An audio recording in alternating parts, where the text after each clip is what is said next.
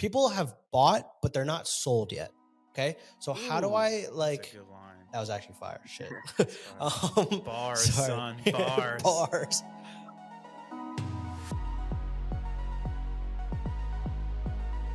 All right, folks, welcome back to another episode of your favorite D2C podcast, Ad Spend.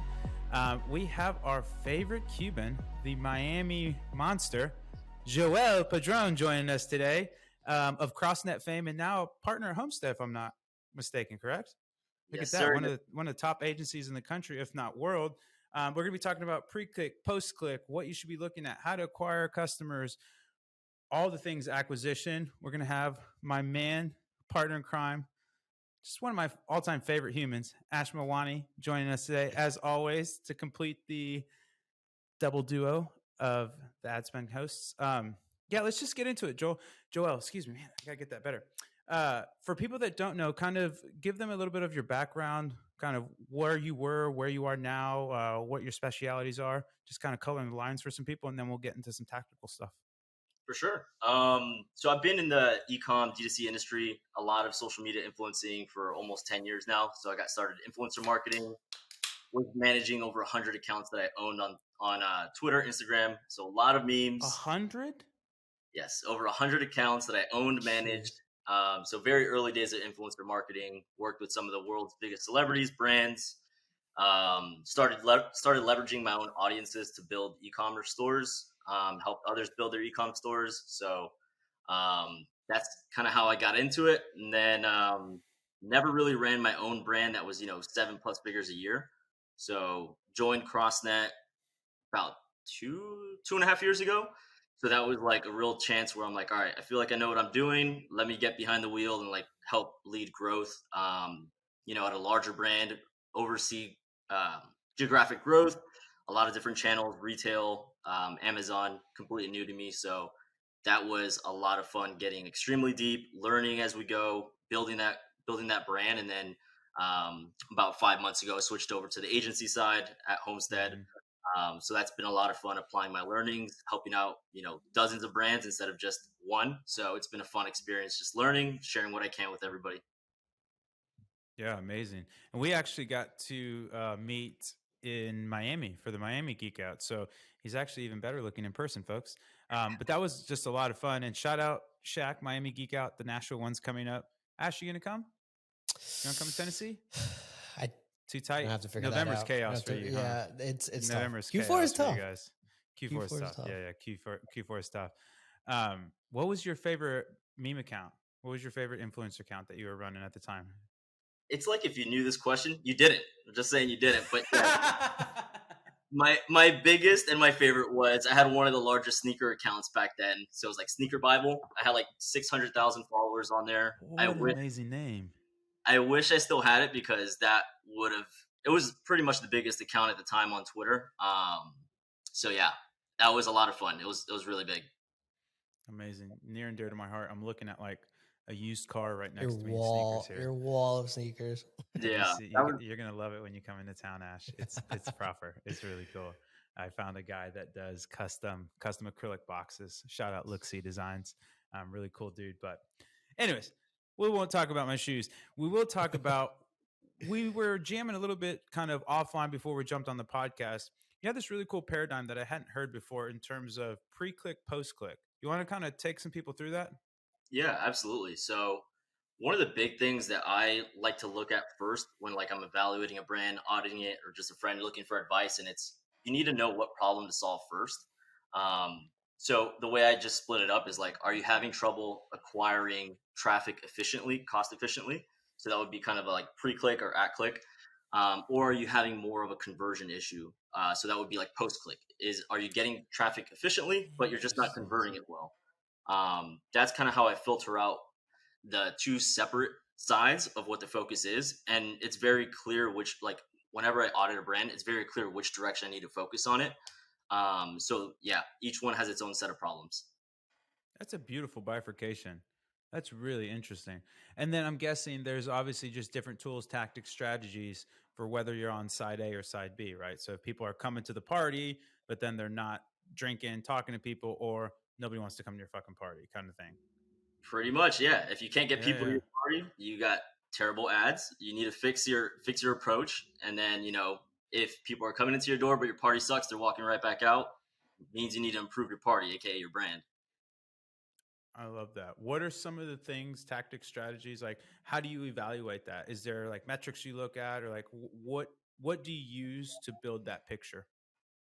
Yeah, really, it's very simple of just looking at kind of industry benchmarks. I know you guys have a nice feature that just rolled out that even gets specific to that industry niche.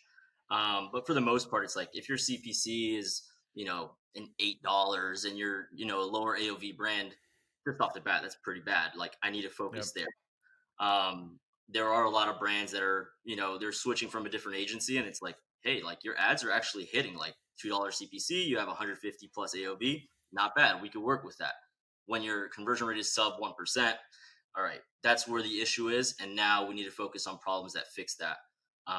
So really, that's how we split it up. And like the moment for me, it's very formulaic where you just put them through that path. You know what you need to fix, and the moment that you see those fixed, you start seeing the boost overall. So that's what I've leaned into. Works every single time. So I'm happy to jam further into that so people could learn and apply. That's amazing. Ash, you're nodding your head over there. What do you got for me? I mean, that's like the biggest thing I think people are forgetting is that there's another person on the other side of the ad, right? It's Yeah. like you can kind of show them a really cool ad. You remember the example you always give, Rabo, like the ad that you were running with just a happy dog on it, right? Yeah. And it's like just the quality of the audience that does come in from that. Like your stats may look amazing, CTR might be great, CPC is great, but it's like post purchase, is it congruent? Right. And I think post iOS updates, the biggest thing that we've focused on is just congruency from like ad to landing page to post checkout experience. Right. So, I mean, I don't even know where we want to start. You want to start on like the ads end and what really goes into making a good ad? Yeah. Well, before you jump in there, Joel, what the fuck are you doing? You reading the vocabulary app now? Congruency? Wait, what are you doing here? You're really stepping the game up. Your audio's on point. You're throwing $10 words at me, $100 words at me. Man, have my Milwani coming with the We out heat for here. We out Joel. here. Jeez, we out here. Watch it, We out folks. here, baby. Okay, sorry for interrupting, Joel. Go ahead now. I just had to get that in. I love it. I love that he said that point because honestly, like that is how I evaluate a lot of brands is that congruency. So even without access to an ad account or anything, I could already call out what your issue is without you even telling me or having the data to back it up. So I actually do go into that process first. So you could, I like to go into it without the data first. Explore it as a consumer I like and that. get like your feel, like was it clear going through it. So I'm very big on what Ash said is that congruency between the ad, destination page, etc. So if you're a lot, like, oh man, it drives me crazy, everybody's so big on like hooks, angles, all these things promising the world, and then like, cool, you got me to click the ad. I go onto the landing page or product page, whatever the destination is, and you don't talk about any of the benefits that you just made me click from. So exactly like you're saying, it needs to continue telling the story. It's all a funnel. But again, people think of it all the time. We think like marketers of like, oh, there's a top of funnel, middle funnel, bottom of funnel. Like you need to stop thinking like a marketer and think like a consumer. So it's just like, I love is that. this a very seamless continuation of my experience? Mhm. Um, go ahead. There's two things that you said that like I feel like a lot of people are arguing about right now. So like one of the biggest arguments right now is like, do I run retargeting? Right. I think my biggest argument against it is that why are you still running like sequential retargeting? Right. So like you're trying to address the objections after the fact when you should be just addressing them to start with. Right. So the way that I've kind of now approached things, and people will still tell me this, like, oh, your landing pages are so long, there's so much information. It's like, well, it's handling all the objections. There's a CTA button every fold or every screen scroll. They can buy when they want to, right? So like your ad is one that has to stop somebody in their scrolling, right? They're on social to be entertained, whether it's on TikTok, Facebook, Instagram, they're there to pass time, right? eye catching, something that like people need to have, the hooks, the angles, the first 3 seconds, the thumbnail needs to stop you in your tracks, right? That's like step one. Step two is, all right, what are you selling? Like why should I be interested? Right. And I think we're really nailing that with at Avi, because it's like you're really calling out the specific pain points without being too like calling out the individual, like, hey, you're going through hair loss, but it's like, hey, like, do you want to solve this problem that's out there? Cool, right? Right. Sell the click. Then it's like the problem is that people aren't continuing that story from like the ad on their landing page, which is like, okay, I'm here because I got sucked in because I'm dealing with this problem, right? Now, how do I, as a brand or marketer, address that and tell you why you may be going through that problem, right? Then it's like, all right, well, here's the solution to that problem. Here's why I think we're better than every other product out there. Here's our 50,000 member community that swears by the product. Free shipping, any FAQs, money back guarantee, all the objections are being handled. And then, hey, free shaker with purchase, no brainer, right? I think people don't think of that entire funnel. I think they're, like you said, they're thinking about it in stages. And I think if you basically compile everything into one, then you're literally giving somebody no option other than to buy right there and there, because all the questions are answered. Yep. And I think That's even looking at like ad comments too, like if you still get questions on your ads, just add it into the landing page. Like I think who said it? Nick Sharma. Shout out to Sharma. What he was saying, one of the coolest things that I think we're starting to do is literally like get all your comments, stick it in an Excel file, and like kind of categorize them, and then however many are like in each question, right? Rank them and then like address them in the landing page, so that one, it takes the guesswork out of it and all the questions are answered. And then there should be no objections by the end of the day. And then conversion rates are typically going to be lifted there. I don't know. Sorry, that was a long-winded response, but yeah. I'm 100% when I was running my agency, that was the easiest hack. So like we had a creative agency that we would run all of our creatives through, right? And that's all I would do. Every week I would just go through, especially too if you're spending at any decent scale, like and the ads are at least, somewhat engaging, you're going to get like these incredible comments. And like the beautiful thing about comments is like it's like drunk people, they will flame you, they will tell you how it is, there is no sugarcoating or nothing, Yeah. right? And it's like really helpful though, because then you can, to your point, Ash, like you can really understand what the objections are of like, oh, is this cheap, or is this fake, or is this gonna hurt my fertility, or whatever. And the beauty of it is we just took those and then in the, to your point of and again, shout out Sharma, did you see him flaming Figma, by the way? Amazing. Yeah. Love the Unreal. yeah. kid. I love the kid. Save us some um, money, baby. Save us some money. Save us some money, man of the people he is. But it was just such an easy way to aggregate. It was just like customer service on steroids, because there was no pretense, like these people just wanted to be heard, and that's it. And like it was just so great. And honestly, I'm sure you have some of this as too, Ash and Joel. I'm sure you've seen this as well, where like the best thing that can happen is somebody like flames the product, and then a bunch of other people like actually have the objections solved for them. Like, oh, that actually didn't happen to me. This is why it's so good for me. Yeah. Blah blah. And like those ads would just slay. They would absolutely crush. And I think it's too basically the thesis you just laid out, Ash, is like that ad became a landing page, because Yeah. those top comments would kind of rise to the top, and there's all these incredible replies, and everybody like, oh yeah, because these aren't plants, these aren't like fake people, these aren't bots, it's like a real person behind it. So anyways, I'm just kind of piling on with you, Ash, but I think that's a really clever, like I think the comment section is one of the most underrated. The other thing is, if you're not patrolling your comment section, you can actually do some things with brand sections where you can do it automated. So you can have certain words be kind of the comment won't post and stuff like that. Because I'm not a big CPM maxi, but for sure, like Facebook wants to keep their feed as engaged as possible, and so they Right. don't want to have, if somebody's crack pipes and homeless people in the street, like Facebook's going to charge you way more to get into the party than if you're a well-dressed, happy person that's going to make everybody else happy. And so having those comments cleaned up and making Fair. sure that there isn't this negative sentiment on your ad that you're actually spending money to get more reach on, it just Yeah. always blew my mind that people didn't kind of police their comments, not only for the keeping the negatives out, but also to get that user feedback. I think it's such a pro tip that's so underrated. It's true. I always recommend it. I see it from a lot of our brands, just either not monitoring it or not even like contributing to it. So you need to hide negative stuff and like contribute to the conversation. So that's big. Yeah, even Amazing. like Okay. there's one more point to that is that I think recently what we've tried to do is I've gone easier on our like customer exclusions a little bit. Just on like the top of the funnel. Like I'm only excluding maybe like 180 days, right? I want certain people to see it and like kind of leave their Mhm. responses too, right?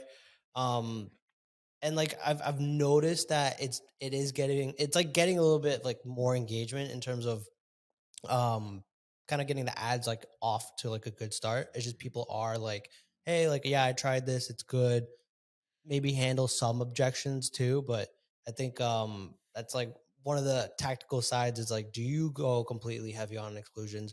Do you allow a little bit in so that customers can comment on your ads? To your point, it ends up becoming like a landing page in itself. Like people are already pre-sold before they even click. Mhm. Yeah. What's your take on exclusions, Joa?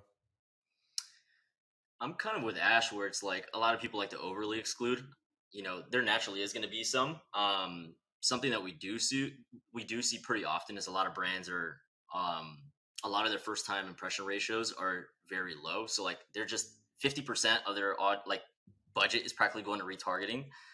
So that's a big miss. Very clear, but that's almost every single time we look at an account.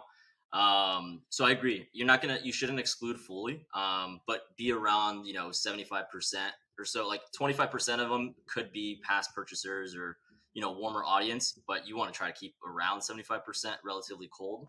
And I love that idea of how it kind of turns into a landing page, because I'm a big believer where again, trying not to think like a marketer.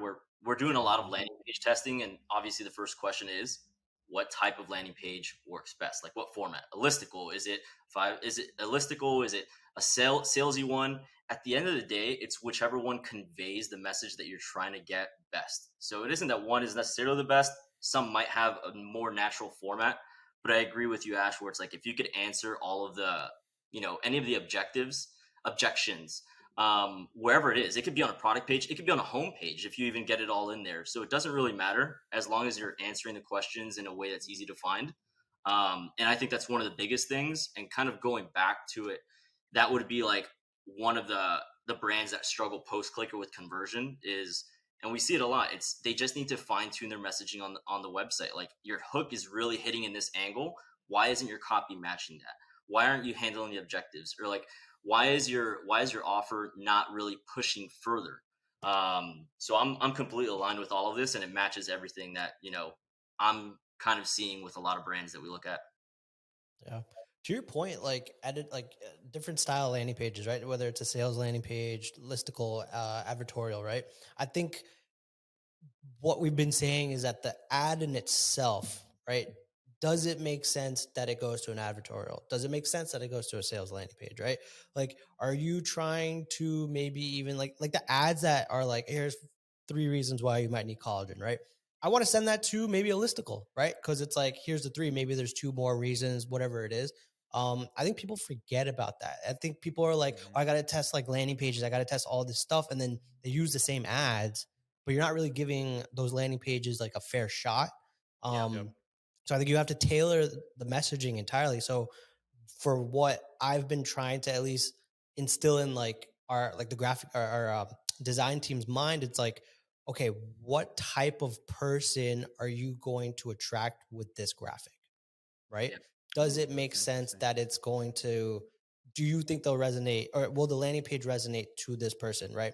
Like what, like for example, say goodbye to hair loss is our main headline that we've been kind of rocking with. in your head, what does that persona look like to you? And what type of person does that, like, how do you think that person is going to relate to that landing page, right? Are they going to be interested in seeing reasons why, 5 reasons why this collagen is the best? Or are they trying to understand why they're going through hair loss first, to then you have you sell them on a solution, which is a collagen supplement, right? So you just have to, I think that's one way, like, you can just imagine what the persona of who is actually going to click on the ad. It sounds so basic, but I don't think people do that enough. Like, they're just pumping out assets and whatever it is and like hoping it converts. But you have to remember, again, there's somebody else on the other side of the screen. And how do you tailor that experience the right way? Yeah, I want to jump into that one because I have kind of like a unique take that kind of is in line with that. Where exactly like you said, a lot of people, you see on the timeline, test everything. Like everybody's like, "Oh, this worked," and everybody goes and rushes to test it. Yeah. I recommend with a lot of these brands that struggle with conversion, well, they tend to have a problem of not knowing who their audience is or what makes them tick. So one of the ways that I work to like get that solved fast is a post purchase survey. So Yes. either No Commerce or I know Triple will just released one, where you can Yeah. find out kind of what are the primary reasons people are purchasing your product or how do they plan to use it. So if we're utilizing hair loss, like if you guys see, all right, that's a top three use case that people are utilizing it for hair loss, instead of going thinking creative first, think creative last. Go, okay, people like our Ooh, product. I like that. It's a line. Yeah, so you identify people purchase this to assist with hair loss or prevent hair loss. So now, like you said, what are the objections or what are the questions that they have? Put that in the landing page, whatever the destination is, and now make it creative that matches that. If brands start doing that, you're gonna see an absolute like complete difference in your ads versus just, oh, this hook didn't work. What it's like Ash said, like maybe because the destination had nothing to do with it. So working it backwards, I think, is the smartest approach, and I don't really see much people talking about that. It's a good point. I think one of the best things I've done in the last like few months has set up that post purchase survey. Right now it's like it's 5 questions. I Five don't expect questions. yeah, I don't What's the expect everyone completion to rate? answer it. No, What's it's the not. It's completion not rate? high. It's not high. Okay. Okay. Like the by the fifth question, it's not high. But And peace out. as long as I get like people don't have to fill it out. It's just in the thank you Hmm. order confirmation screen. They leave. That's fine. But we have the volume to at least get some data. And the biggest thing is the first question is, where did you first hear about us, right? And it only goes to new customers. Okay, this helps with attribution, Facebook, TikTok. Where did you hear us? All right. Second question is, what information would be valuable to you right now? Right.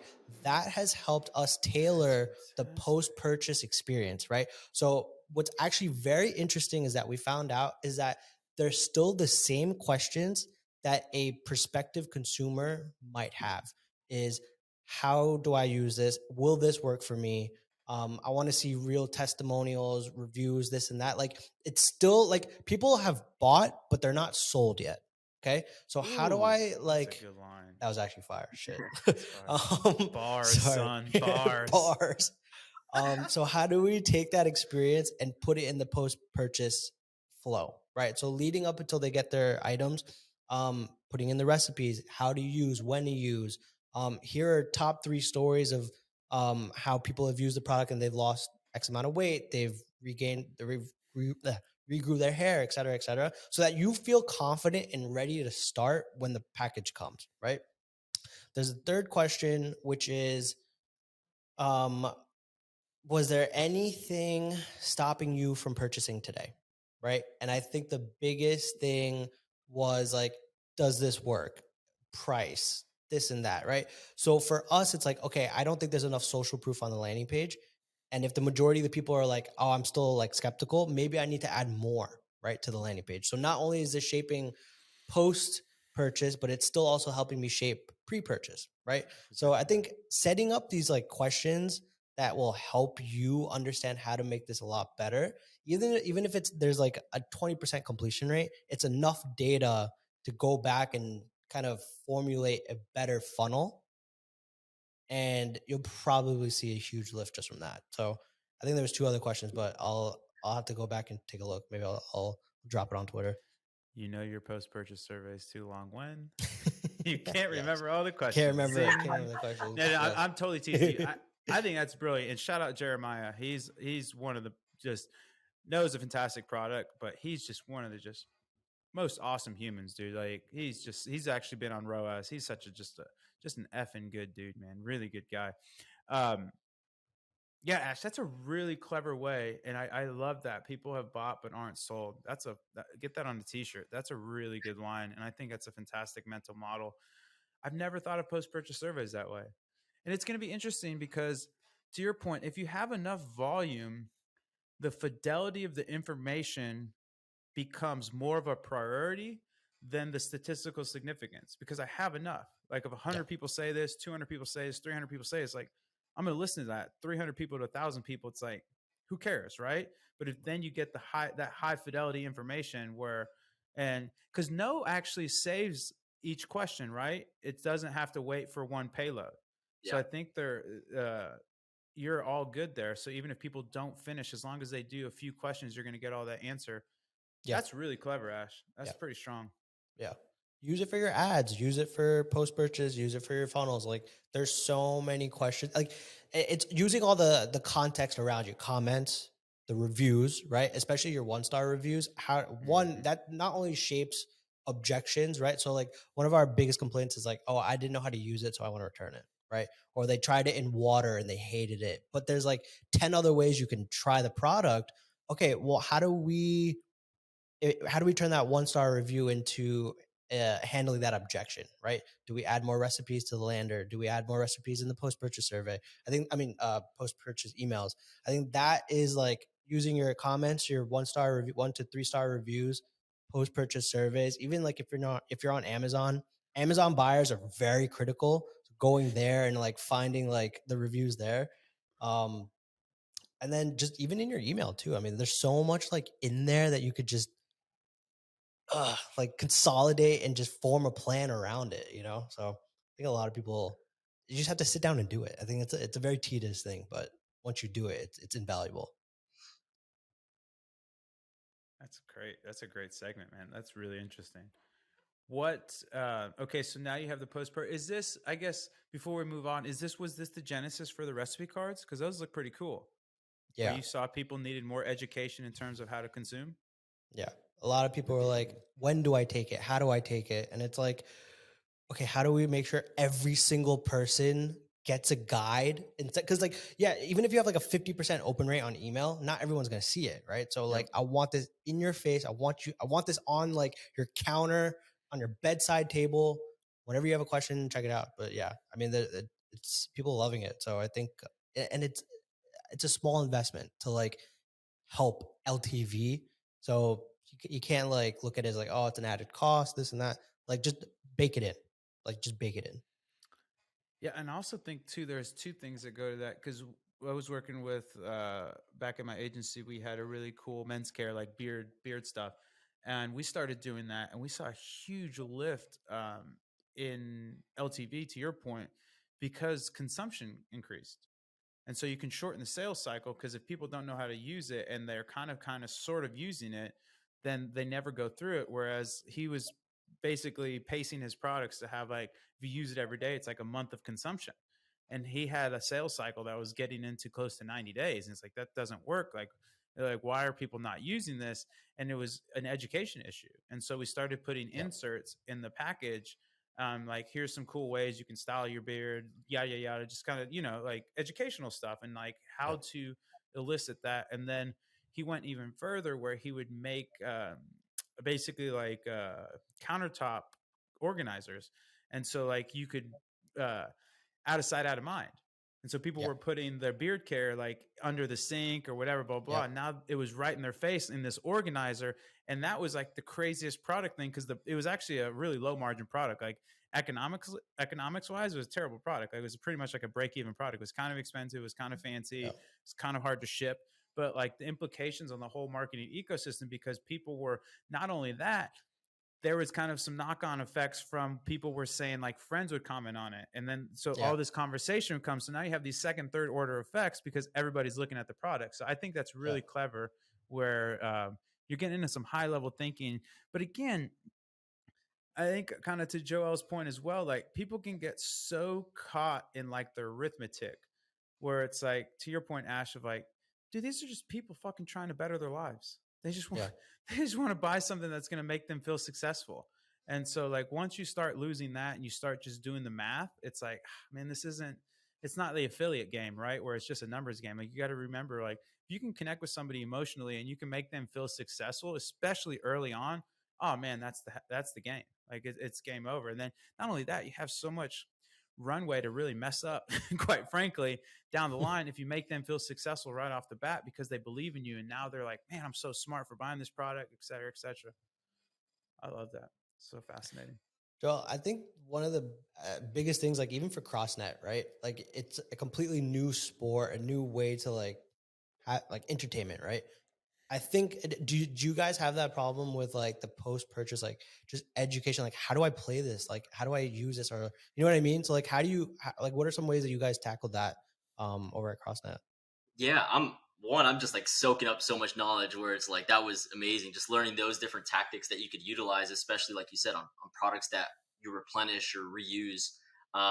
So that's the one of the differences where CrossNet really has isn't much of a repeat purchase. I But it agree. still is important to focus on exactly what you guys are saying, that experience after even you purchase. So we talked about pre-click, post-click, now there's even post-purchase.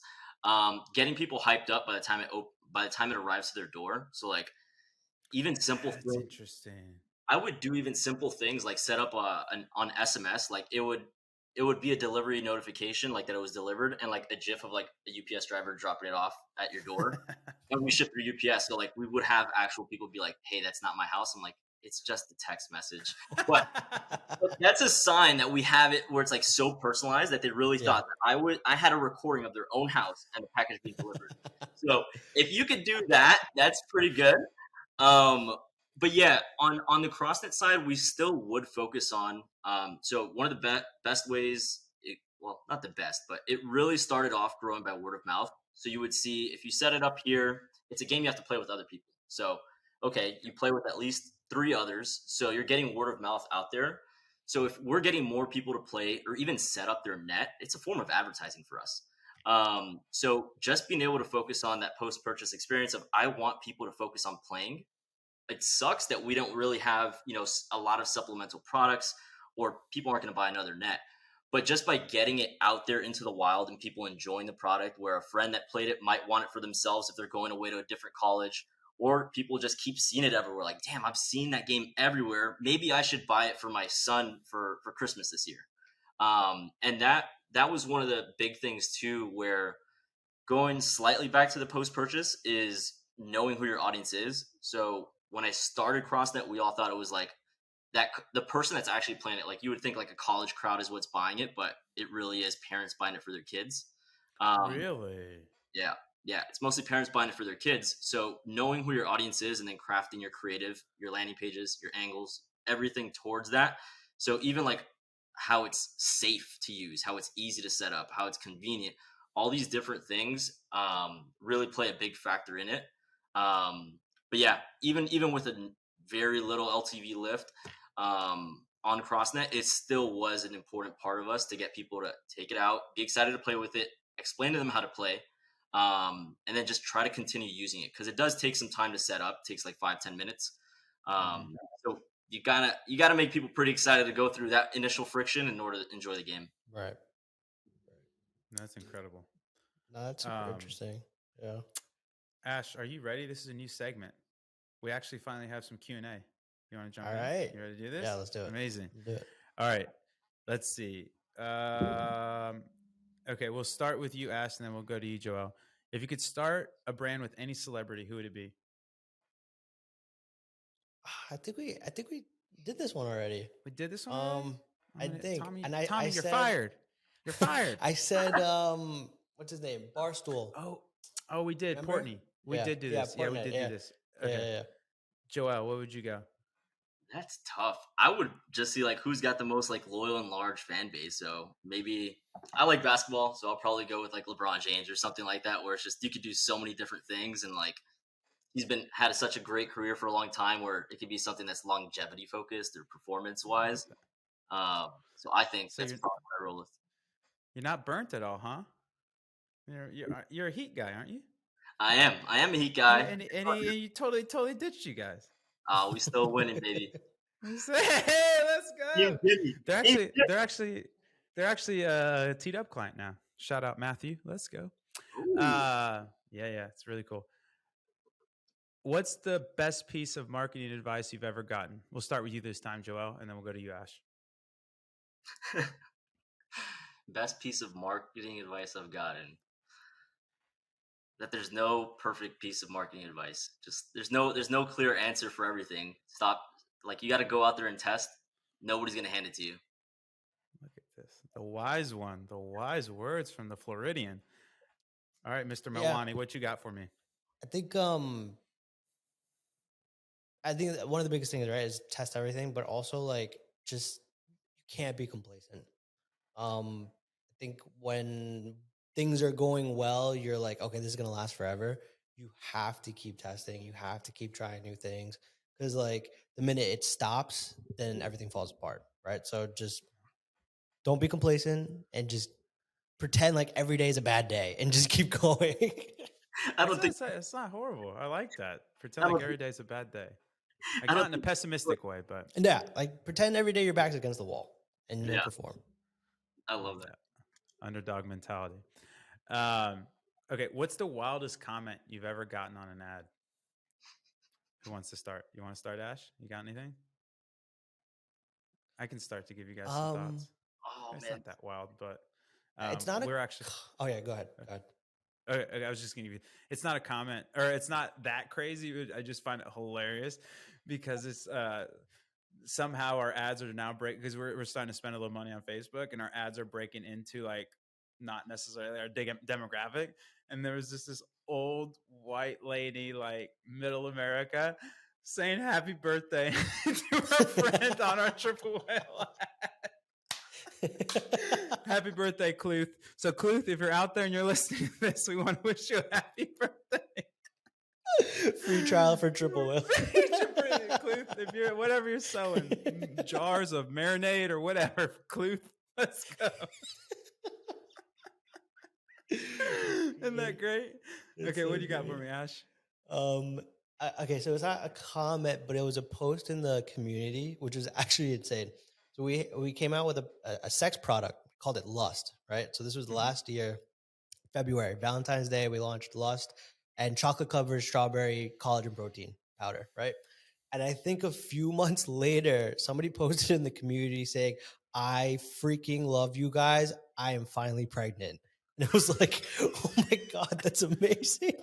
That's kind of awesome, right? Like, That hey, is, you're yeah, changing lives. yeah. And it Amazing. had that, I think, had the most engagement in the community for like, oh my god, it was insane. It was That's. absolutely insane. Do you still sell Lust? Is Yeah, that we still do. on the roster? It is on the Amazing. roster. Yeah. Amazing. I didn't know you guys No had so much promotion. Like range. that's the thing. No promotion, and it sells really well. Low key. Amazing. Great name. Love the name. Yeah, Lost. All right, Joel, what do you got for us? Oh man, I shared a good one earlier. That was probably one of my favorites. I would say the funny ones. It's not necessarily an ad because obviously you get all the cuss out ones, all those like. Yeah. The funniest one is like we have our customer service like live widget, and a lot of people will text it, and it's always like the weirdest context things. Where I wish I could say half of these, but they are just not okay to say. Right. But I'll say the clean one that's pretty funny is just like, babe, like people texting like I'll do whatever, like trying to like cut like win somebody over, ask somebody out, and it's like, dude, you're literally texting a volleyball net right now. And like it's funny. Like you'll if you follow Chris or Greg on Twitter, you will see goes like, dude, literally a volleyball net. Sir, this is a Wendy's drive-through. Dude, that reminds me of like even in our like postscript account, you can see people responding back. And I saw one where it's like somebody was like responding back to somebody who goes, "You're a deadbeat dad. You're never here for your kid." And I'm like, "Ma'am, we're selling collagen." That's what I'm saying. There's so many weird. Oh gosh. Like, how do you mess that up? Like, it's a long message, so you're in there texting a That's long ass message to us. amazing. If you Oh, weren't that's checking your awesome. ad comments, you've been missing out on some good humor apparently. Yeah, exactly. So yeah, at the worst, just check your comments for comedic value. Yeah. Uh, okay, this is a little more tactical. What keeps an e-commerce business from hitting 1 million in revenue? Let's start with you, Ash, and then we'll go to you, Joel. um, I think there's two sides to it. I think there's the marketing side to it, and I think there's the finance and ops side. Ooh, I'll take the Ron is marketing. rubbing off on you. Yeah, yeah, yeah. I think on the marketing side, it's like one. I think people try to do too much at in the beginning. Like even some of my mentor pass calls, like there are brands that are trying to promote all of their products at one time. Like even if say like a supplement, I had a call with a supplement company, and it's like they're just trying to advertise everything, right? Yep. And it's like pick one, pick the route that you want to go, and what's the best, like the lowest CAC for the product, highest LTV product, and just go all in on that. And then on the back end, figure out everything else, right? So don't spread yourself too thin. Just just silo and just gun for it, and then once you figure that out properly, then you can start applying it to other things. So I think just narrow the focus a little bit, and I think you'd be good. Incredible. What about you, Joel? Yeah, I kind of have a similar sentiment where you're like you haven't figured much out yet. Where you really need to figure out what's your best piece of creative, like what's resonating the most, and getting the message out effectively. So if you're trying to reach seven figures, you need to figure out what's resonating again, and then how can you push that. The brands that I see that are in the very low, like seven figures, typically don't have those answers yet. Like if you were to ask them like who's your target demographic, and they can't answer that question. So I feel like you need to really be laser focused on that, kind of test a little bit less and hone in on those core components. Hmm. After you get around that seven figure break into the seven figures is when you can start expanding out, kind of like Ash is saying. Like now you could focus on expanding your product catalog, all these other factors or channels, even if you're advertising. But in the beginning, you need to still build the core business and understand it. I love that. That's absolutely it. I think that's super smart. Okay, cool. Let's go to some Twitter ones. All right. So this is from Jess at Higher Fire Team, who he's just an absolute, I love him. He's such a troll, but he just cracks me up. I love him. Um, and maybe you can kind of answer this, Joel, but the question is, why is there only 4 live ads in the CrossNet ads library and 3 of them linked to Amazon? Okay, I can't answer to the Amazon. I can't answer to that part. Um, I definitely know a little bit more on like the four ads. So that would be an example of just getting like there are different personas that we've worked on at Hmm. CrossNet where it's like we said, there's parents, there's a college crowd, there's a training tool, there's organizations. So being able to have like a landing page that's tailored towards all of those, and then making variants of your creative that highlight that. Like I know we had a ton of success making custom landing pages where, for example, if we're going after parents, just because I was the biggest, the biggest one that we could go after, every single review was around a parent and how it benefits the kid. All the benefit points were talking in that frame, and that worked really well. So what I think that they should do is reflect that in the creative variants. Hmm. So yeah, the Amazon I can't speak to, but I know creative they should be testing a little bit more, highlighting those different audiences. Amazing. Fantastic. Um, okay. This one, Ash, what do you think, or both you guys can answer, but what's the single most important lever for scaling ad accounts right now? This is from Bowtied Komodo. What a great handle. I think offers Offers. and landing pages, and really like making sure you understand your LTV metrics. Amazing. Amazing. LTV offers landing pages. What are your thoughts on PDPs? No good, or you use them or no? Or We product haven't display pages. Sorry. we haven't used them. In fact, I want to redo them based off of the data that we're seeing. So like Yep. people who do search. So for example, our main landers convert anywhere from like 5 to 8% on a good day. It's amazing. Let's go, On an okay day, kids. it's yeah. Um, But when I look at people who search for the brand and they come in through a product page, the conversion rate is really low.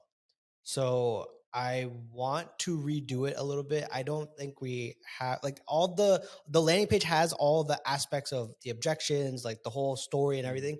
Product page is here's what the product is, here's a supplement panel, buy, right? So I think we could do a little bit better job over there.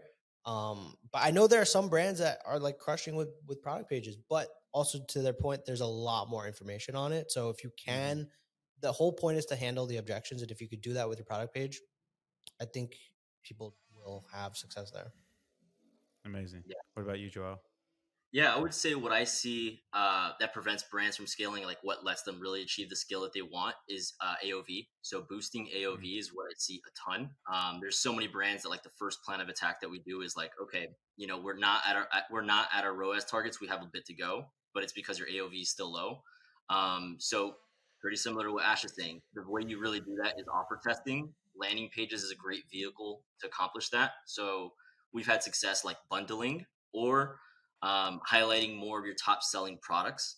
So I know one feature that I really enjoy on Triple Whale Dash is it helps you really find what products are frequently purchased together.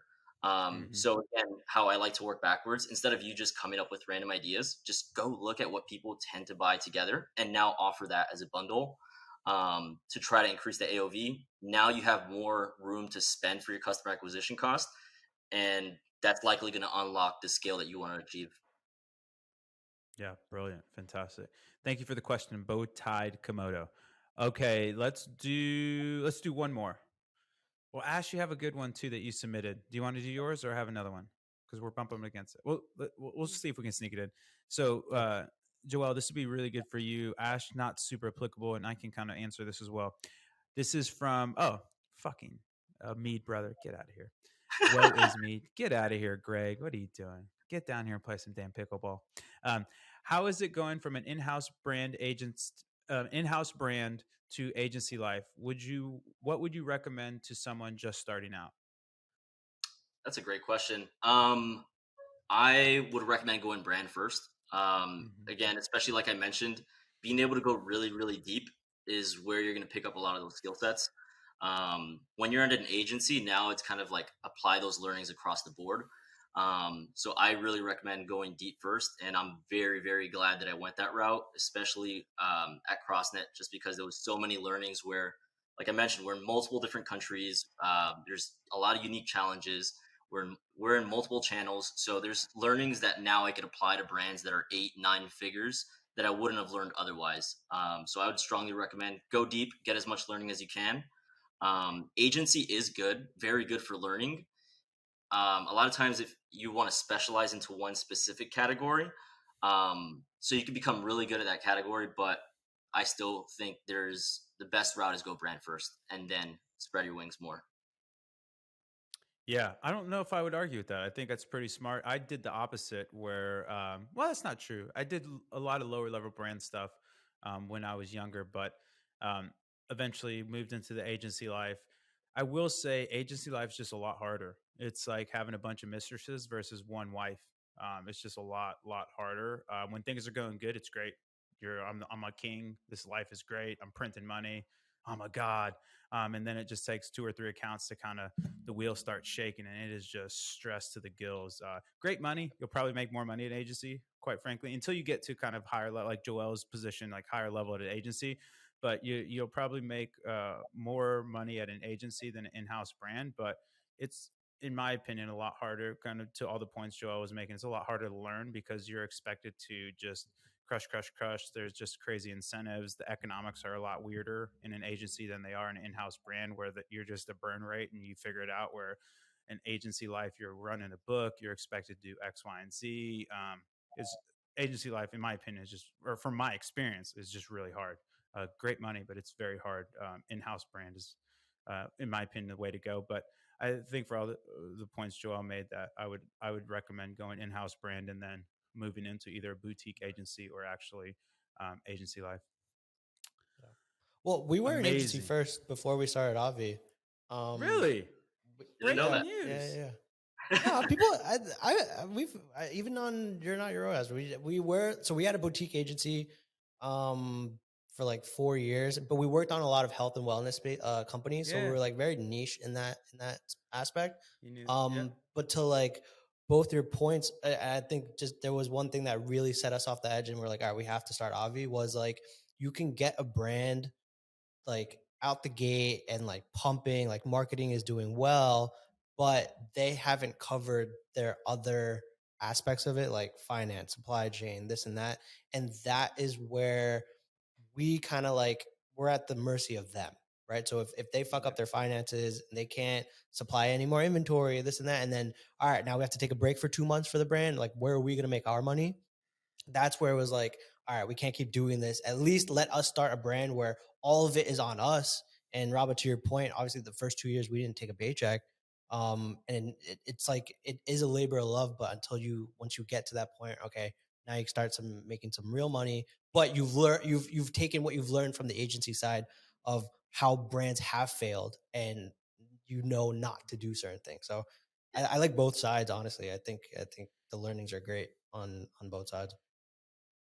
yeah. I'm actually glad you brought that point up because that would be how I put it.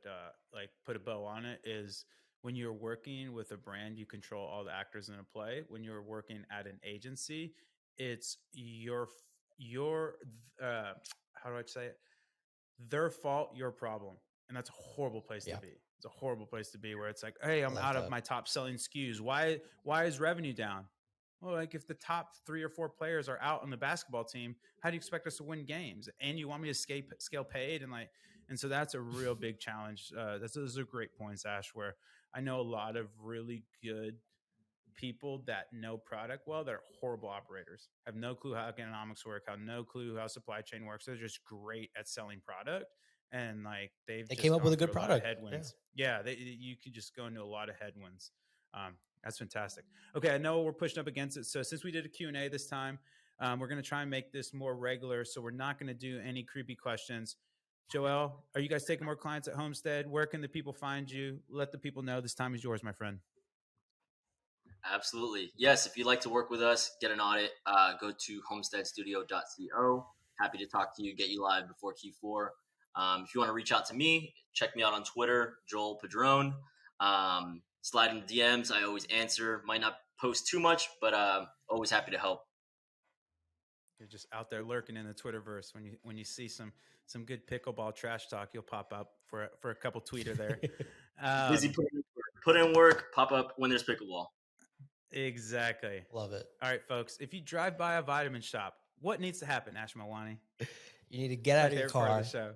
walk into the vitamin shop, ask Walk. them where Avi is, Move it to ask the them why top it's not on the shelf. top shelf, move There it to the you go. top shelf, take a picture and tag me on Twitter. Um, yeah, and I'm on Mentor Pass. Mentor Black Pass, Friday's shout coming out up, so Kenny. if you need some solid strategy, let me know. And follow me on Twitter at Ashvin Malwani. Amazing, amazing. And if you do want to get more involved in Triple Whale, we are triplewhale.com. We have a fantastic newsletter that goes out every Tuesday, Thursday that Ash Mawani has actually contributed to. Joel, we got to get you some essays in there. You can Submit subscribe the right at ball, baby. triplewhale.com. Yeah, let's go. triplewhale.com/whale mail. Subscribe right there. What else we got? We got a fantastic YouTube channel.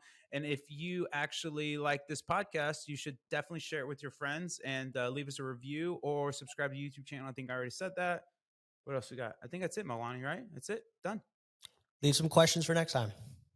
Oh yeah, tweet at us either at Triple Whale or at Ash or I, and we'll start to aggregate these questions. Tommy's fantastic at putting all these in a Notion doc for me. Except he reused that one, so we'll put him in the Fired. cage for a couple hours. You're done. You're fired. Nah, I love you, Tommy. Fantastic. That's another ad spin in the books. Joel, thank you so much, man. You got to get you down here to Austin, or I'll come over to Miami. We'll play some pickle. We'll get it done. Thank you for having me. Very excited for that. See you soon. Yeah, appreciate it. Ash, always a pleasure, my man. We also need to get you down to Austin, figure all this stuff out, and we'll get you down here sooner or later. Can't wait. Slightly I've said been no. I've been wanting to come, man. I know We'll be it's there beautiful. soon. Well, and you waited out the heat. It's nice. It's beautiful weather now. It's fantastic now. Yeah, Now I'm it's like the excited. golden era in Austin. So it's fantastic. All right, folks, that's another ad spin to the books. Thanks again for joining us, and we'll see y'all on the flip.